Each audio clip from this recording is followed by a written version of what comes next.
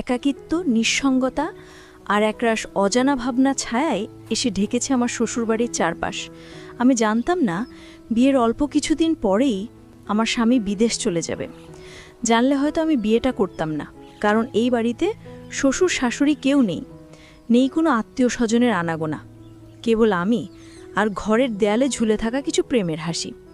স্বামী যখন জানালো সে বিদেশ যাবে এবং আমায় একা রেখে যাবে এই নির্জন বাড়িতে, তখন আমার খুব ভয় হয়েছিল। আমি তাকে বলেছিলাম, ছোটোখাটো একটা ব্যবসা শুরু করো, তুমি যদি আমার পাশে না থাকো তাহলে এই বাড়িতে তো আর কেউ নেই, কিভাবে থাকবো? কিন্তু সে একগুঁয়ে ছিল, বলল এই দেশে কষ্ট করে বড় কিছু করা যায় না, আমি বিদেশে গেলে অনেক ইনকাম করতে পারবো, আমাদের ভবিষ্যৎ অনেক সুন্দর হবে। আমি চুপ করে গিয়েছিলাম, তবে তার চোখে ছিল কিছুটা আক্ষেপ আর কিছুটা স্বপ্ন। সেই সময় সে আমাকে আশ্বস্ত করল, তোমার চিন্তা করতে হবে না, তুহিন তো তোমার ছোট ভাই, সে আমাদের বাড়িতে এলে এই বাড়ির খেয়াল আর তোমার দেখাশোনা করতে পারবে।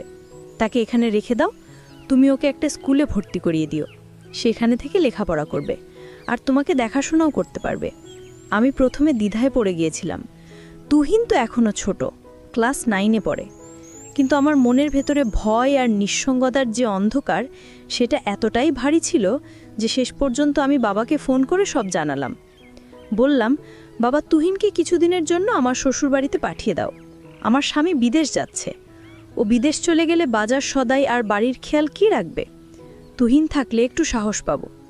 বাবা এক মুহূর্ত থেমে বলল, তুই তো জানিস তুহিন ছোট, তাও যদি তুই মনে করিস ওর থেকে তুই সাহস পাবি, তাহলে ওকে পাঠিয়ে দিচ্ছি।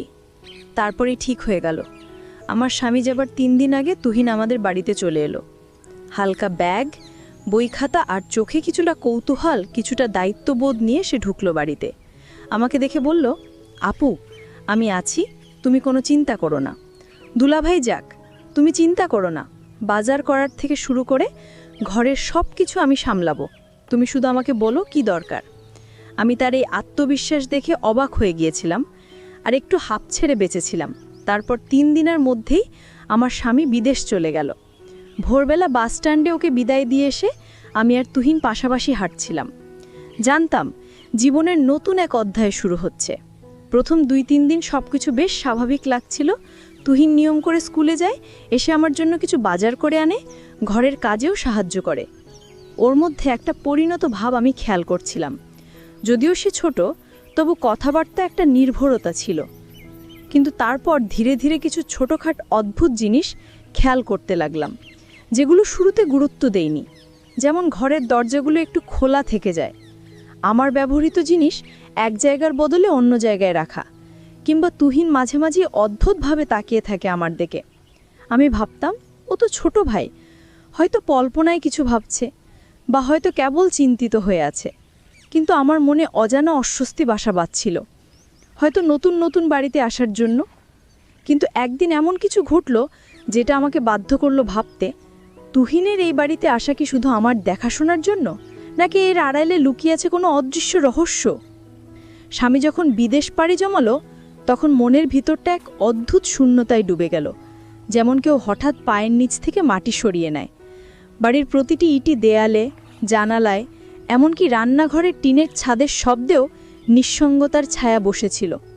কিন্তু তুহিন ছিল বলে সাহস পেয়েছিলাম, কারণ ও বলেছিল, আপু, তুমি একা নাও, এই বাড়িতে আমি আছি, যতদিন দুলাভাই না আসে আমি এই বাড়িতেই থাকব। আমি ওর কথায় ভরসা পেয়েছিলাম। স্কুলে ভর্তি করিয়ে দিয়েছিলাম ক্লাস 9-এ। ওর নতুন যাত্রা শুরু হয়েছিল, দিনে স্কুল, বিকেলে বাজার আর রাকে বই নিয়ে বসে পড়া। সব কিছু বেশ নিয়মমাফিক চলছিল। কিন্তু কদিন না যেতে একটা অদ্ভুত পরিবর্তন চোখে পড়ল। তুহিনের কথাবার্তা কেমন যেন গম্ভীর হয়ে গেল। ওর চোখে মুখে ছিল এক ধরনের অস্বস্তি, চিন্তার ছাপ। একদিন হঠাৎ সে বলল, আপু, আমি তো আসলে শুধু দুলাভাই যাওয়ার সময় তোমাকে সাহস দিতে এসেছিলাম, যাতে তোমার কোনো চিন্তা না হয়। এখন তো উনি চলে গেছেন, আমি বাড়ি চলে যাই। আমি থমকে গিয়ে বললাম, তুই তো নিজেই বলেছিলি যতদিন দুলাভাই আসবে না ততদিন তুই থাকবি, এই বাড়ির খেয়াল রাখবি, এখন হঠাৎ করে চলে যেতে চাস কেন? তুহিন একটু চুপ করে রইল, তারপর বলল, আপু, সত্যি বলতে এই বাড়িটা আমার ভালো লাগছে না, কেমন যেন অস্বাভাবিক লাগে, একা একা মনে হয়। মাঝে মাঝে মনে হয় কেউ যেন তাকিয়ে আছে বা ঘরের বাতাস ভারী হয়ে যায়। আমি ওর দিকে অবাক হয়ে তাকিয়েছিলাম। তুই কি ভয় পাচ্ছিস? তুহিন বলে, ভয় না, কিন্তু একটা অস্বস্তি হয়, যেন সব কিছু খুব নিঃশব্দ আর অচেনা হয়ে গেছে। তাছাড়া দুলাভাই তো নেই, তুমি একা আছো। আমি তাকে বললাম, দেখ তুহিন, আমি তোকে বলেছি তুই থাক, আর তুই থাকলে আমার ভালো হয়। তুই যদি এই বাড়িতে না থাকিস তাহলে এই বাড়ির দেখাশোনা কে রাখবে? তুহিন খানিকক্ষণ চুপ থেকে বলল, আপু, আমি থাকব, তবে আমার একটা কথা রাখতে হবে। আমি হেসে বললাম, বল কি চাই? ওর মুখটা হঠাৎ গম্ভীর হয়ে গেল। বলল, তুমি সেটা আমাকে কখনো দেবে না। আমি অবাক হয়ে বললাম, তুই চাইবি আর আমি না দেব, এটা কি হয়? সে বলল, তাহলে শোনো, আমি এখনই বলবো না, পরে বলবো। আমি হেসে বললাম, আচ্ছা পরে বলিস। এরপর কিছুদিন সবকিছু স্বাভাবিক মনে হচ্ছিল, কিন্তু আমি মনে মনে ভাবছিলাম তুহিন কিছু একটা মনে লুকিয়ে রেখেছে। মাঝে মাঝে রাতে আমি রান্নাঘরে পানি নিতে যাই, দেখি সে জেগে বসে আছে। আবার কখনো দেখি জানালার পাশে দাঁড়িয়ে বাইরে তাকিয়ে আছে, যদিও বাইরে তেমন কিছুই নেই। একদিন আমি জানতে চাইলাম, তুই রাতে এত জাগিস কেন? তুহিন একটু চমকে গিয়ে বলল, ঘুম আসছিল না আপু। আমি আর কিছু বলিনি। কিন্তু এরপর একটা দিন এলো, যেদিনও আমার মুখোমুখি হয়ে বসলো এবং বলল, আপু, তুমি বলেছিলে আমার কথা রাখবে, তাই না? আমি বললাম, হ্যাঁ বলো। ও বলল, আগে প্রথমে কথা দাও রাগ করবে না। আমি একটু অবাক হয়েও বললাম, আচ্ছা রাগ করব না। তখন ও বলল, তুমি দুলাভাইকে অনেক ভালোবাসো, তাই না? প্রশ্নটা শুনে আমি একটু থমকে গেলাম, তারপর বললাম, হ্যাঁ, স্বামীকে তো ভালোবাসতেই হয়। তুহিন মাথা নিচু করে বলল, আমি জানি তুমি আমাকে সবসময় একজন আপনজনের মতোই দেখো, কিন্তু আমি এই বাড়িতে থাকতে থাকতে অনেক বিষয় নিয়ে দ্বিধায় পড়ে গেছি, যেগুলো হয়তো ঠিক না, কিন্তু আমি চাইলেও ধারণা থেকে নিজেকে সরাতে পারছি না। আমি গম্ভীরভাবে বললাম, তুই এখনই নিজেকে সামলে নে। তুই তো আমার ছোট ভাইয়ের মতো, আমাদের সম্পর্ক পবিত্র। তুই তো আমাকে ভুলভাবে ভাবতে পারিস না। তুহিন মাথা নিচু করে চোখ মুছল, বলল, আমি চেষ্টা করছি নিজেকে সামলাতে।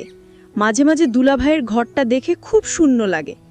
আমি ওর পাশে বসে বললাম, দেখ তুহিন, আমাদের সম্পর্ক যেন সবসময় বিশ্বাস আর সম্মানের থাকে, এটাই সবচেয়ে জরুরি। সেদিন রাতটা সে নিজের ঘরে একা কাটালো। পরদিন আমি দেখলাম সে খুব নীরব হয়ে গেছে। স্কুলে গেল চুপচাপ, আমার সাথেও কম কথা বলে। বুঝতে পারছিলাম ওর মধ্যে একটা মানসিক দ্বন্দ্ব চলছে, কিন্তু আমি বুঝতে পারছিলাম না তার মানসিকতা কি। তবে একদিন হঠাৎ সে আমার সামনে একটা পুরনো চিঠি নিয়ে এলো। বলল, আপু, এই চিঠিটা আমি তোমার আলমারির নিচে পেয়েছি। আমি অবাক হয়ে চিঠিটা খুললাম। সেটা আমার শ্বশুরের লেখা, যেখানে লেখা ছিল, এই ঘরে একটি পুরনো অভিশাপ আছে, যা প্রতি পুরুষ প্রজন্ম ফিরে আসে। এই ঘরের কেউ দীর্ঘদিন একা থাকতে পারে না। কিছু অদ্ভুত ঘটনা ঘটতে থাকে, যা মানুষকে মানসিকভাবে দুর্বল করে ফেলে। আমি চিঠিটা পড়ে কেঁপে উঠলাম। তুহিন বলল, আপু, আমি হয়তো তাই আজকাল অস্বাভাবিকভাবে ভাবছি। এসব হয়তো আমার নিজের ইচ্ছা নয়, বরং এই পরিবেশের প্রভাব। তখন আমি ওকে বললাম, তুই দোয়া পড়বি, মন শক্ত রাখবি, আমি তোকে কখনো একা ছেড়ে দিতে পারি না। সেই মুহূর্তে ভাবলাম, তুহিনের কথার পেছনে হয়তো শুধু মানসিক দ্বন্দ্ব নয়, এই বাড়ির এক গভীর রহস্য জড়িত। সেদিন সন্ধ্যাবেলা স্কুল থেকে ফিরে তুহিন সরাসরি নিজের ঘরে চলে গেল। প্রতিদিন যেমন হাসি খুশি ছিল, স্কুলের গল্প শোনাতো, সেদিন তার কিছুই ছিল না। দরজা খোলা রেখেই সে বিছানায় শুয়ে পড়েছিল। আমি তখন রান্নাঘরে নাস্তা বানাচ্ছিলাম। হঠাৎ মনে হলো, আজ যেন অদ্ভুত একটা নীরবতা পুরো বাড়ি জুড়ে, কেমন যেন থমথমে। আমি ওর ঘরের দরজায় দাঁড়িয়ে বললাম, তুহিন, কিরে আজকে এত চুপচাপ কেন? শরীর খারাপ গাটছে? তুহিন চোখ বন্ধ করে হালকা সরে বলল, হ্যাঁ আপু, শরীরটা খুব খারাপ লাগছে, বিশেষ করে মাথাটা ভয়ানক ব্যথা করছে। আমি বললাম, চিন্তা করিস না, আমি তো আছি, একটু মাথায় মালিশ করে দিই, ওষুধ দেই, সব ঠিক হয়ে যাবে। ও কিছু বলেনি, চোখ বন্ধ রেখেই কেমন যেন স্থির হয়ে রইল। আমি আলমারি থেকে মাথা ব্যথার ওষুধ বের করে এনে এক গ্লাস পানি দিলাম। তুহিন না বলে সেটা খেয়ে নিল।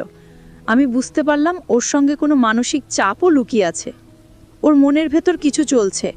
তুহিন বলল, আপু, জানো, মাঝে মাঝে মনে হয় আমার মাথার ভেতর খুব ভারী হয়ে যায়, শুধু ব্যথা না, যেন কেউ ভিতর থেকে ডাকছে, অচেনা এক কণ্ঠস্বর।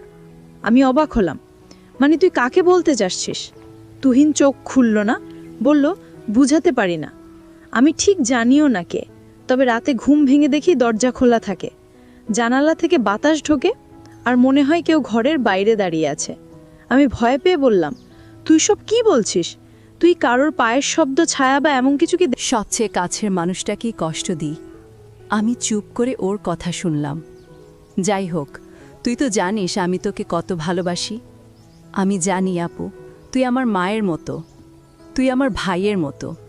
তুহিন চোখ বন্ধ করল, বলল, এই কথাটাই সবচেয়ে বেশি শক্তি দেয়, আবার কষ্টও দেয়। আমি তখন বুঝে গিয়েছিলাম তুহিনের মনের ভেতরে এক ধরনের দোটানা চলছে। সময় হলে সে নিজেই বলবে, কিন্তু আপাতত ওকে সাহস আর আশ্বাস দিয়ে পাশে থাকতে হবে। নিজে তুহিনের কষ্টের গভীরতা বুঝতে পেরে আমি ওর পাশে বসে আর কিছু বললাম না। আমার বিশ্বাস ও একদিন নিশ্চয়ই আমাকে সব বলবে, যখন নিজের সাহস জোগাতে পারবে।